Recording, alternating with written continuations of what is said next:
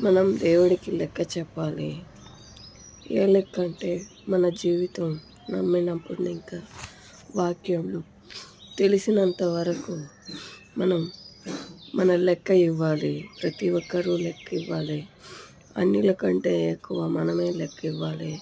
ఎందుకంటే అన్యులకి దేవుడు తెలియదు, మనకు తెలుసు. వాక్యం ఎంత తెలిస్తే దాన్ని బట్టి మనం ప్రతి ఒక్కరూ కుటుంబంలో, సమాజంలో, సభలో, మన పనిలో మనం ప్రతి ఒక్క పనిలో లెక్క చెప్పాలి.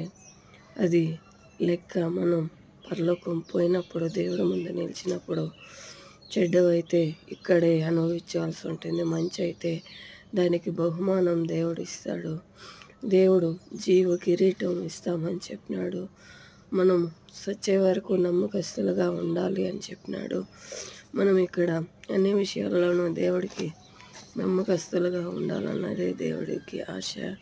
మన లెక్క మనం ఒప్పించాలి ప్రతి ఒక్కరూ.